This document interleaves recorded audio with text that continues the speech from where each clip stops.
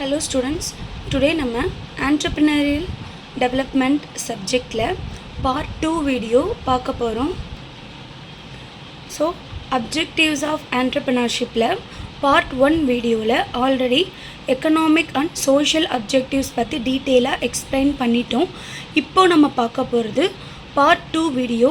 இதில் நம்ம objectives of entrepreneurshipல second main heading financial and business objectives பற்றி டீட்டெயிலாக பார்க்கலாம். Second main heading financial and business objectives. Financial and business objectives அப்படின்னு என்னென்னா நிதி சார்ந்த மற்றும் தொழில் சார்ந்த நோக்கங்கள் அப்படின்னு சொல்லுவாங்க.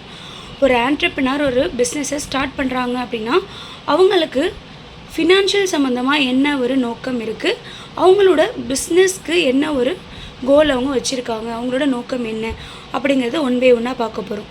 ஒரு ஆண்டர்ப்ரனர் ஒரு பிஸ்னஸ் ஸ்டார்ட் பண்ணுறாங்க அப்படின்னாலே ஃபஸ்ட்டு அவங்களோட மெயின் எய்ம் என்னவாக இருக்கும், அப்ஜெக்டிவ்ஸ் என்னவாக இருக்கும் அப்படின்னா நம்ம அந்த பிஸ்னஸ் மூலயமா ஒரு நல்ல ப்ராஃபிட்டை ஏர்ன் பண்ணணும் அப்படிங்கிறது தான் ஒரு ஆண்டர்ப்ரனரோட மெயின் அப்ஜெக்டிவ்ஸாக இருக்கும். So profit generation first sub point. Profit generation அப்படின்னா என்ன அப்படின்னா ப்ராஃபிட்டை ஏர்ன் பண்ணணும். அந்த ப்ராஃபிட் அப்படிங்கிறது எப்போயாவது இல்லாமல் வருஷம் பூரா 12 மந்த்துமே ஒரு ப்ராப்பர் ஸ்டெபிலிட்டியான ஒரு ப்ராஃபிட் வந்து நம்ம ஏர்ன் பண்ணணும். நம்ம ஏர்ன் பண்ணுறது மட்டும் இல்லாமல் நம்மளை சார்ந்த நம்மளுடைய பிஸ்னஸுக்கு சம்மந்தப்பட்ட அந்த நபர், அதுதான் என்ன அப்படின்னா ஸ்டேக் ஹோல்டர்ஸ் அப்படின்னு சொல்லுவாங்க. ஸ்டேக் ஹோல்டர்ஸ் அப்படின்னா internal as well as external, பிஸ்னஸுக்கு சம்மந்தமான internal and external persons. Example பார்த்திங்கன்னா எம்ப்ளாயி, அந்த பிஸ்னஸில் அந்த கம்பெனியில் ஒர்க் பண்ணுற எம்ப்ளாயீஸ். அதுக்கப்புறம் பார்த்திங்கன்னா கவர்மெண்ட்டுக்கு பார்த்திங்கன்னா டேக்ஸ் கட்டுவாங்க பார்த்திங்களா, அவங்களுக்கும் டேக்ஸ் வந்து கட்டினா யாருக்கு பெனிஃபிட், கவர்மெண்ட்டுக்கு பெனிஃபிட். அது மூலயமா அந்த கண்ட்ரியோட எக்கானமி டெவலப் ஆகும் அப்படின்னு நம்ம சொல்லியிருக்கோம். ஓகேவா.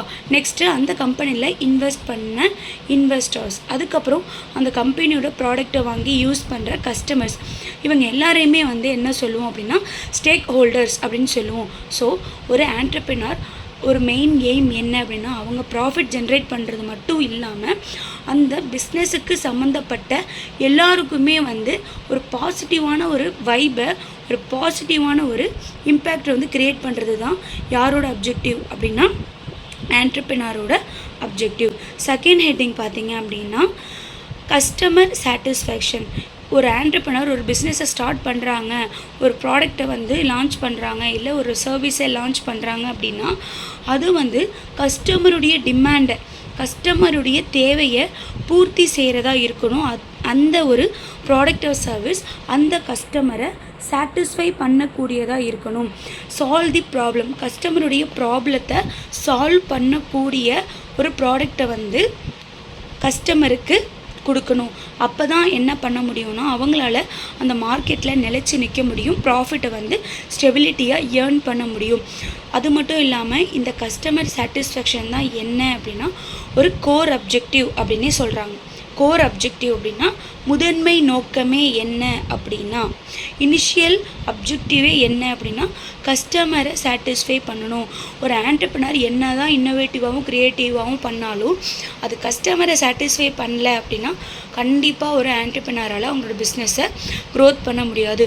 ஸோ மெயின் அப்ஜெக்டிவ் என்ன, கோர் அப்ஜெக்டிவ் என்ன, இனிஷியேட்டிவாக அவங்க எதை கன்சிடர் பண்ணணும் அப்படின்னா கஸ்டமர் நம்மளுடைய ப்ராடக்டை யூஸ் பண்ணுறது மூலயமா சாட்டிஸ்ஃபை ஆகுறாங்களா, அவங்க எதிர்பார்த்த ப்ராடக்ட்டை நம்மளால் கொடுக்க முடியுதா, நம்ம கொடுக்குறோமா, அவங்களோட டிமாண்டை நம்ம சாட்டிஸ்ஃபை பண்ணுறோமா அப்படிங்கிறத ஒரு ப்ராடக்டை மேக் பண்ணுறப்பயே அவங்க அதை எல்லாத்தையும் திங்க் பண்ணி தான் ஒரு ப்ராடக்டையே வந்து மேக் பண்ணணும். அப்போ தான் கஸ்டமரை சாட்டிஸ்ஃபை பண்ண முடியும். நெக்ஸ்ட்டு ஃபினான்ஷியல் அண்ட் பிஸ்னஸ் அப்ஜெக்டிவ்ஸில் பார்த்தீங்கன்னா க்ரோத் அண்ட் எக்ஸ்பென்ஷன். ஒரு ஆண்டர்ப்ரனர் ஒரு பிஸ்னஸை ஸ்டார்ட் பண்ணி அதில் கண்டினியூவாக ஸ்டேபிளான க்ரோத் ஆகணும், நிலையான ஒரு வளர்ச்சி இருக்கணும். அது மட்டும் இல்லாமல் எக்ஸ்பேன்ஷன் அப்படின்னா விரிவுபடுத்துறது, அந்த பிஸ்னஸை ஸ்டார்ட் பண்ண அளவுக்கே இல்லாமல் அடுத்தடுத்து விரிவுபடுத்துறது, பெருசாக்குறது, புது பிரான்ச்சை கொண்டு வருது. ஆல்ரெடி ஒரு ப்ராடக்ட்டை வந்து சேல் பண்ணிகிட்டு இருக்காங்கன்னா இன்னும் நிறைய ப்ராடக்ட்டை வந்து லான்ச் பண்ணிக்கிட்டே இருக்கிறது, நிறைய வெரைட்டி கொண்டு வருது. இந்த மாதிரிலாம் வந்து அவங்க பண்ணணும். ஸோ அப்போ தான் அவங்களோட பிஸ்னஸ் என்ன ஆகும்னா அடுத்த கட்டத்துக்கு போகும், க்ரோ ஆகும். அவங்க வந்து கண்ட்ரியில் மட்டுமே வந்து பிஸ்னஸை வந்து பண்ணாமல் ஃபாரின் கண்ட்ரீஸ்லேயும் அவங்களோட பிஸ்னஸை வந்து எக்ஸ்பேண்ட் பண்ணலாம். நிறையா ஷேர் ஹோல்டர்ஸ் எல்லாம் வந்து அட்ராக்ட் பண்ணி அவங்களோட கம்பெனியில் இன்வெஸ்ட்மெண்ட் பண்ண வைக்கலாம். ஸோ இதெல்லாம் பண்ணுறது மூலிமா அவங்களுடைய பிஸ்னஸ் வந்து க்ரோ ஆகும், எக்ஸ்பேன்ஷன் ஆகும். இன்னொரு விஷயம் என்னென்னா நிறைய டெக்னாலஜி, அட்வான்ஸ்டு மிஷின்ஸ் எல்லாத்தையும் அவங்க எப்படி யூஸ் பண்ணுறோம் அப்படிங்கிறத கற்றுக்கிட்டு அதை யூஸ் பண்ணி ஒரு பெஸ்ட்டு ப்ராடக்ட்டை, குவாலிட்டி ப்ராடக்ட்டை கஸ்டமருக்கு கொடுத்தோம் அப்படின்னாலே ஆட்டோமேட்டிக்காக அந்த பிஸ்னஸை பற்றின ஒரு நல்ல இமேஜ் மக்களுக்கு, கஸ்டமருக்கு க்ரியேட் ஆகும். இது மூலயமா ஆட்டோமேட்டிக்காக என்ன ஆகும் அப்படின்னா அந்த பிஸ்னஸ் வந்து மக்கள் மனசில் ஒரு நல்ல ஒரு குட் நேம், குட் இமேஜ் வந்துடும். அதனால் ஆட்டோமேட்டிக்காக க்ரோ ஆக ஆரம்பிச்சிடும். இதனால் அவங்களுக்கு என்ன ஆப்பர்ச்சுனிட்டி கிடைக்கும்னா அவங்களோட பிஸ்னஸை அனதர் லெவலுக்கு எடுத்துகிட்டு போகிற ஒரு எக்ஸ்பென்ஷன் பண்ணுற ஒரு ஆப்பர்ச்சுனிட்டி அவங்களுக்கு கிடைக்கும். ஸோ இது மூலயமா என்ன ஆகுது அப்படின்னா to seek grow their business, ஒரு ஆண்டர்ப்ரனரோட அவங்களோட பிஸ்னஸை க்ரோ பண்ணிக்கிறதுக்கு ஒரு நல்ல வாய்ப்பாக இது இருக்கும். அது மட்டும் இல்லாமல் இந்த மாதிரி அவங்க கண்டினியூவாக அவங்களோட பிஸ்னஸை வந்து ப்ராப்பராக வந்து அனாலிசிஸ் பண்ணி ஒரு நல்ல ஸ்டேஜில் வந்து டெவலப் பண்ணிக்கிட்டே இருக்காங்க அப்படின்னா ஒரு மார்க்கெட்டில் மற்ற ஒரு பிஸ்னஸோட கம்பேர் பண்ணும்போது, மற்ற கம்பெனி பிஸ்னஸோட கம்பேர் பண்ணும்போது அவங்களால நிலைச்சி நிற்க முடியும். மார்க்கெட்டில் எவ்வளோ தான் காம்படிட்டர்ஸ் இருந்தாலும் அவங்களால நிலைச்சி நிற்க முடியும். யாரால் அப்படின்னா ஒரு பெஸ்ட்டு ஒரு ஆண்டர்ப்ரனரால். அவங்களோட ப்ரொடக்டிவிட்டியும் வந்து எப்போதுமே வந்து இதனால் இன்க்ரீஸ் ஆகிட்டே இருக்கும். கஸ்டமரோட டிமாண்டும் இன்க்ரீஸ் ஆகிட்டே இருக்கும். அந்த டிமாண்டை ப்ராப்பராக அனாலிசிஸ் பண்ணி அதை சாட்டிஸ்ஃபை பண்ணக்கூடிய ப்ராடக்டை அவங்க கொடுத்துக்கிட்டே இருக்கணும். லாஸ்ட்டு ஹெட்டிங் பார்த்தீங்க அப்படின்னா ஃபினான்ஷியல் அண்ட் பிஸ்னஸ் அப்ஜெக்டிவ்ஸோட last subheading brand identity. Brand identity அப்படிங்கிறதுக்கு ஒரு பெஸ்ட்டு எக்ஸாம்பிள் சொல்லணும் அப்படின்னா ஆப்பிள் கம்பெனியை சொல்லலாம். ஆப்பிள் கம்பெனி பார்த்திங்கன்னா நிறைய நியூ டெக்னாலஜி யூஸ் பண்ணுறாங்க, நிறைய அப்டேட் கொடுத்துக்கிட்டே இருக்காங்க, நிறைய அட்வான்ஸ்மெண்ட்டை வந்து யூஸ் பண்ணுறாங்க. கஸ்டமர் இப்போ இருக்கிற ட்ரெண்ட் என்ன அப்படிங்கிறத தெரிஞ்சுக்கிட்டு அவங்க வந்து கஸ்டமரோட நீட்ஸை தெரிஞ்சுக்கிட்டு டிமாண்ட் என்ன இருக்குது அப்படிங்கிறத தெரிஞ்சுக்கிட்டு அதை பூர்த்தி செய்கிறாங்க. இது மூலயமா என்ன ஆகுறாங்கன்னா அவங்க நிறைய கஸ்டமரை, யூனிக்கான கஸ்டமரை அவங்க வந்து வச்சுருக்காங்க. இதுதான் பிராண்ட் ஐடென்டிட்டி. இப்போ பார்த்தீங்கன்னா ஆப்பிள் கம்பெனியோட லோகோ என்ன அப்படின்னா எல்லாருக்குமே தெரியும், ஆப்பிள் மாதிரி இருக்கும், அதில் ஒரு சின்ன பைட் பண்ண மாதிரி இருக்கும். திங்க் டிஃப்ரெண்ட் அப்படின்னு அதுக்கு ஸ்லோகன் இருக்குது. ஸோ அதோட ஷேப்பு, அதோட கலர் எல்லாமே நமக்கு ஞாபகம் இருக்கும். அவங்க வந்து ஒரு ப்ராடக்ட்டை வந்து லான்ச் பண்ணிவிட்டு அப்படியே விட்டுறல, அவங்க என்ன பண்ணாங்கன்னா அடிக்கடி அதில் இன்னோவேஷன் கொடுத்துக்கிட்டே இருக்காங்க.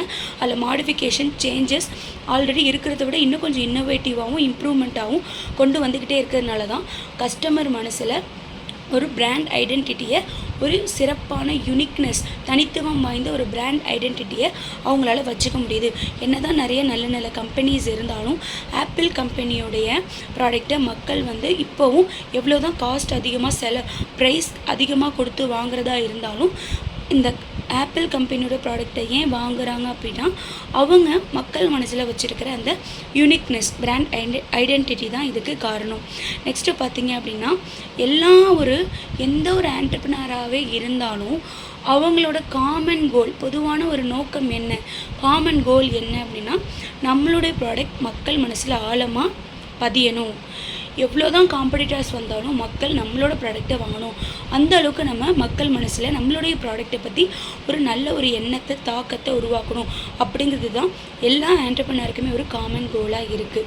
ஓகே ஸ்டூடெண்ட்ஸ், இதுதான் வந்து ஆண்டர்ப்ரனர்ஷிப் டெவலப்மெண்ட்டில் அப்ஜெக்டிவ்ஸ் ஆஃப் ஆண்டர்ப்ரனர்ஷிப்பில் second main heading financial and business objectives. So இந்த ஃபினான்ஷியல் அண்ட் பிஸ்னஸ் அப்ஜெக்டிவ்ஸில் 4 ஹெட்டிங்ஸை ஃபுல்லாக எக்ஸ்பிளைன் பண்ணியாச்சு. அடுத்த வீடியோவில், அதாவது பார்ட் 3 வீடியோவில் நம்ம லாஸ்ட் மெயின் ஹெட்டிங்கை ஃபுல்லாக எக்ஸ்பிளைன் பண்ணி பார்க்கலாம். இது வரைக்கும் சேனல் யாராவது சப்ஸ்கிரைப் பண்ணலன்னா மறக்காமல் சப்ஸ்கிரைப் பண்ணிக்கோங்க. Channel name study readers. உங்கள் ஃப்ரெண்ட்ஸ்க்கு ஷேர் பண்ணுங்கள். வீடியோ பிடிச்சிருந்தால் லைக் பண்ணுங்கள். மறக்காமல் கமெண்ட் பண்ணுங்கள். தேங்க்ஸ் ஃபார் வாட்சிங்.